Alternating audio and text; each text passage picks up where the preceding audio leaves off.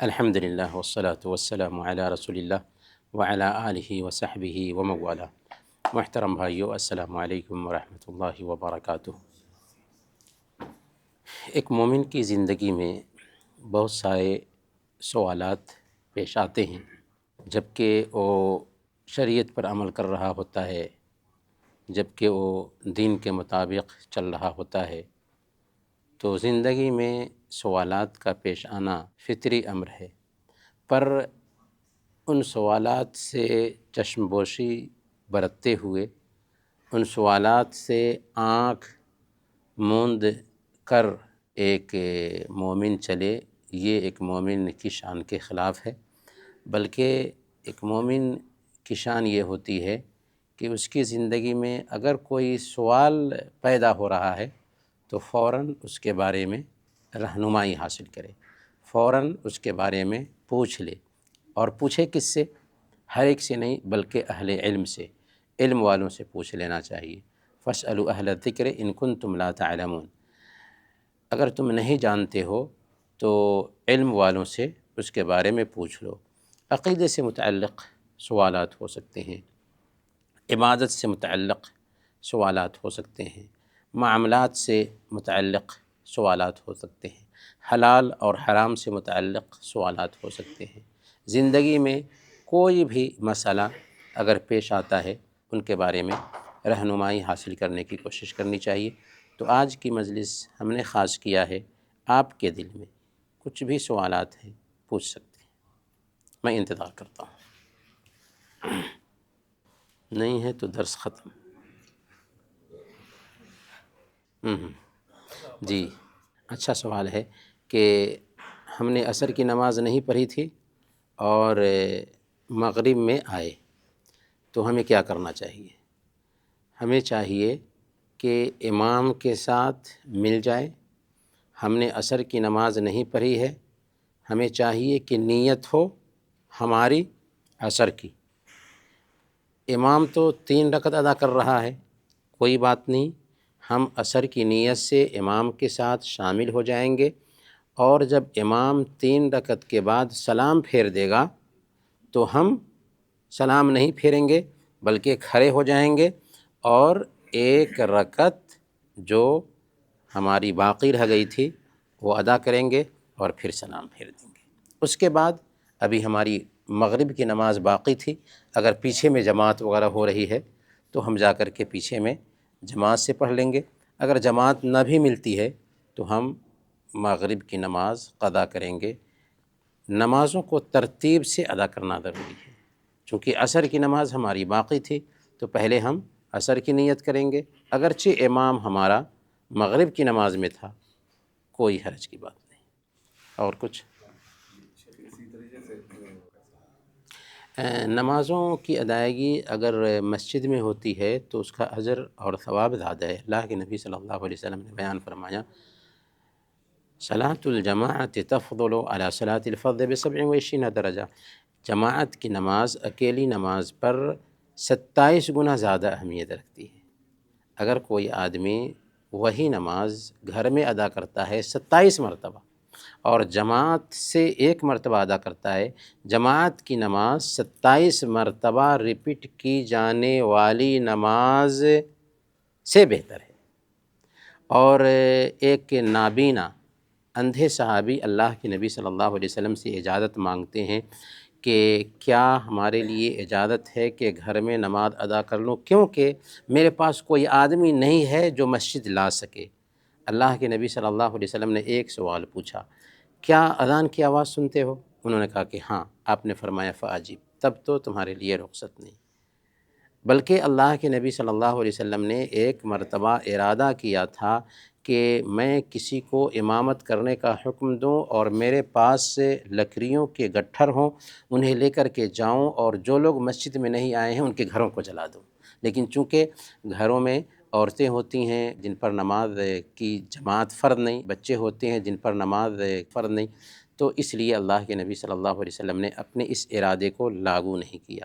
تو اس سے پتہ یہ چلتا ہے کہ جماعت سے نماز بہرحال ہونی چاہیے۔ ہاں، کبھی کبھار یہ ہوا کہ آنکھ لگ گئی، اٹھ نہیں سکے، اور پتہ چلا کہ جماعت ختم ہو چکی ہے، تو اس حوالے سے اللہ کے نبی صلی اللہ علیہ وسلم کی حدیث ہے، من نام عن صلاۃ او نسیہا فلیصلیھا اذا ذکرھا لا کفارۃ لھا الا ذلک، جو آدمی سویا رہ گیا یا نماز ادا کرنا بھول گیا تو جب اس کو یاد آئے اسی وقت اس کو ادا کر لینا چاہیے۔ اب تاخیر نہیں ہونی چاہیے، آدھا گھنٹہ میں ادا کر لیں گے، ناشتہ کر لیتے ہیں تو ادا کر لیں گے، نہیں، ہاں بھوک لگی ہوئی تھی الگ بات ہے، تو جاگتے ہی پہلی فرصت میں اس نماز کی ادائیگی ہونی چاہیے جو نماز چھوٹی ہے۔ نیت ہماری صحیح تھی، ہم جماعت سے نماز ادا کرنے کا ارادہ رکھتے تھے، آنکھ لگ گئی یا بھول گئے تو اللہ تعالیٰ جماعت سے نماز ادا کرنے کا ثواب دے گا، کیونکہ نیت تھی ہماری۔ نبی پاک صلی اللہ علیہ وسلم دا فرمان پڑھیا جی بخاری شریف چ، فجر اور عصر کے بعد کوئی سجدہ نہیں کرنا۔ تے اکثر ہن جڑیاں دو سنتا رہ جان، جماعت کھڑی ہے، نماز دو رکعتاں جڑیاں آپ دا حکم ہے فجر اور عصر کے بعد کوئی سجدہ نہیں کرنا فرضاں دے بعد، تے جے دو رکعتاں رہ گئیاں فجر دی۔ جی بہت اچھا سوال ہے۔ فجر کی نماز سے پہلے جو 2 رکعت سنتیں ہیں ان کی بڑی اہمیت ہے۔ اللہ کے نبی صلی اللہ علیہ وسلم نے بیان فرمایا، رکعتا الفجر خیر من الدنیا وما فیہا، فجر سے پہلے کی جو 2 رکعتیں ہیں دنیا اور اس کے اندر جتنی بھی چیزیں ہیں ان ساری چیزوں سے بہتر ہے۔ اس 2 رکعت کی ادائیگی بہت ضروری ہے، البتہ اگر کوئی آدمی اس نماز کو ادا کرنے سے رہ جاتا ہے اور جماعت کھڑی ہوئی تھی تو کچھ لوگ کیا کرتے ہیں کہ پیچھے میں آ کر کے نماز شروع کر دیتے ہیں، نہیں، ایسا نہیں کرنا چاہیے، بلکہ اس کو جماعت میں لگ جانا چاہیے، کیونکہ اللہ کے نبی صلی اللہ علیہ وسلم کی حدیث ہے، اذا اقیمت الصلاۃ فلا صلاۃ الا المکتوبہ، جب اقامت کہہ دی جائے تو فرض نماز کے علاوہ کوئی اور نماز نہیں ہوتی۔ اب اس کو کرنا کیا ہے؟ 2 طریقہ ہے۔ سلام پھیرنے کے بعد، فرض نماز ادا کرنے کے فوراً بعد اس نماز کو ادا کر سکتے، اور خود اللہ کے نبی صلی اللہ علیہ وسلم نے ایک صحابی کو دیکھا کہ وہ فجر کے بعد 2 رکعت ادا کر رہا ہے، تو اللہ کے نبی صلی اللہ علیہ وسلم نے کہا کہ فجر کی نماز تو 2 رکعت ہے، یعنی فرض نماز تو 2 رکعت ہے، تم کیا پڑھ رہے ہو؟ تو انہوں نے کہا کہ یا رسول اللہ، میں فجر سے پہلے کی 2 رکعت نہیں پڑھ سکا تھا، تو اللہ کے نبی صلی اللہ علیہ وسلم نے کہا فلا اذن، تو کوئی حرج کی بات نہیں۔ تو اس حدیث سے پتہ یہ چلتا ہے کہ فجر کی نماز کے بعد بھی یہ 2 رکعت ادا کی جا سکتی ہے۔ دوسرا جو ادا کرنے کا طریقہ ہے وہ یہ ہے کہ جب سورج نکل جائے تو اس کے 10 منٹ کے بعد یہ 2 رکعت ادا کر لیں، تو دونوں کی گنجائش ہے، فجر کے بعد بھی یہ 2 رکعت ادا کی جا سکتی ہے، اور سورج نکلنے کے 10 منٹ کے بعد جب نماز پڑھنے کا وقت ہو جائے تو اس وقت بھی ادا کر سکتے ہیں۔ جی نمازوں کے علاوہ کیا سجدہ کرتے بعد لوگ کچھ لوگ ہاں ہاں دیکھیں، سجدہ کے حوالے سے ایک ہے سجدہ شکر، کوئی خوشی ملتی ہے تو خوشی ملتے ہی فوراً سجدے میں جھک جانا، یہ اللہ کے نبی صلی اللہ علیہ وسلم کی سنت ہے کہ کوئی خوشی کی خبر ملتی یا کوئی ایسی آفت ٹل جانے کے بارے میں پتہ چلتا تو اللہ کے نبی صلی اللہ علیہ وسلم سجدے میں گر جاتے تھے، تو یہ سجدہ شکر ہے۔ لیکن کچھ لوگ نماز کے بعد ایسے ہی سجدے میں چلے جاتے ہیں اور پھر اٹھ کر کے نکلتے ہیں، گھر میں ہوں یا مسجد میں ہوں، ایسا کوئی سجدہ اللہ کے نبی صلی اللہ علیہ وسلم سے ثابت نہیں۔ کوئی آدمی پوچھ سکتا ہے کہ آخر اس میں حرج کیا ہے؟ حرج یہ ہے کہ اللہ کے نبی صلی اللہ علیہ وسلم نے ایسا سجدہ نہیں کیا، اور عبادت کے معاملے میں ہمارے پاس قاعدہ یہ ہونا چاہیے کہ ساری عبادتیں ناجائز ہیں سوائے اس کے جو ثابت ہوں، تو عبادت کے معاملے میں ثبوت کی ضرورت ہوتی ہے، تو چونکہ اللہ کے نبی صلی اللہ علیہ وسلم سے، صحابہ سے ایسا کوئی سجدہ ثابت ہی نہیں ہے کہ سجدے میں جا کر کے ہم کچھ دعا کریں، نہیں، دعا کے لیے ہم ہاتھ اٹھا کر کے دعا کریں گے، لیکن سجدے میں جا کر کے دعا کریں، ہاں سجدے میں دعا کرنے کی اہمیت ہے جبکہ ہم نماز میں ہوں۔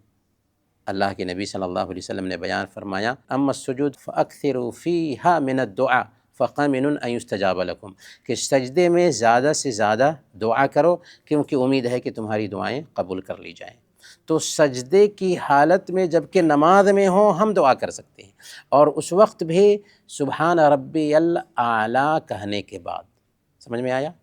سبحان ربی الاعلیٰ ایک مرتبہ کہہ لیں، اس کے بعد جو بھی دعا کرنا چاہیں، یہ دعائیں اگر ماثور ہوں تو بہتر ہے، یعنی اللہ کے نبی صلی اللہ علیہ وسلم نے جو دعائیں سکھائی ہیں عربی زبان میں اگر یہ دعا ہو رہی ہے تو اچھا ہے، لیکن اگر کسی کو عربی زبان میں دعائیں یاد نہیں ہیں تب اس کے لیے اس بات کی گنجائش ہے کہ سجدے کی حالت میں جو دعا چاہے کر سکتا ہے، چاہے نماز فرض ہے، چاہے نماز سنت ہے، چاہے نماز نفل ہے، لیکن ایسا آدمی جو دعائیں عربی زبان میں یاد رکھ سکتا ہو اس کو چاہیے کہ سجدے کی حالت میں بھی دعا کر رہا ہے تو عربی زبان ہی میں دعا کرے۔ تو سجدے کی حالت میں دعا کرنا قبولیت کا سبب ہوتا ہے، لیکن اس کے لیے الگ سے سجدہ نہیں کیا جائے گا، بلکہ جب ہم نماز میں ہوں تو اس وقت سجدہ کریں گے اور اس میں دعا کر سکتے ہیں۔ جزاکم اللہ خیر۔ بارک ایک مرتبہ بول رہے تھے مولانا صاحب کہ جہنم کے اندر ایک دروازہ اس میں لکھا ہے کتب کتب، تو یا کتب کا مطلب کیا ہے؟ کتب ہو یا ابدال ہو، اس طرح کی چیزیں ہماری شریعت میں نہیں۔ دیکھیں ہمارا دین جو ہے نا بہت کلیئر ہے، ہر چیز کے بارے میں رہنمائی کر دی گئی ہے، کوئی بھی چیز چھپا کر نہیں رکھی گئی۔ اب اگر ہم اپنے حساب سے کوئی طریقہ بناتے ہیں تو ہماری شریعت اس کو قبول نہیں کرتی۔ کتب ہو یا ابدال ہو یا اس طرح کی جو چیزیں ہیں نا یہ صوفیہ کی بنائی ہوئی ہیں، جن کا ہماری شریعت میں وجود نہیں پایا جاتا۔ ہمارے پاس میں قرآن ہے، ہمارے پاس میں حدیث ہے، اللہ کے نبی صلی اللہ علیہ وسلم کا اسوہ ہے۔ قرآن اور حدیث کو ہم ویسے ہی سمجھیں گے جیسے اللہ کے نبی صلی اللہ علیہ وسلم نے صحابہ کو سمجھایا تھا۔ اگر ہم اتنا کر لیتے ہیں نا تو سارا مسئلہ ہمارا حل ہو جاتا ہے، نہ ہمیں ابدال کے بارے میں تصور رکھنے کی ضرورت ہے، نہ کتب کے بارے میں تصور رکھنے کی ضرورت ہے۔ یہ دین میں بنائی ہوئی باتیں ہیں جن کا دین سے کوئی تعلق نہیں۔ جزاکم اللہ۔ چلیں وصلی اللہ علی نبینا محمد وعلی آلہ وصحبہ اجمعین۔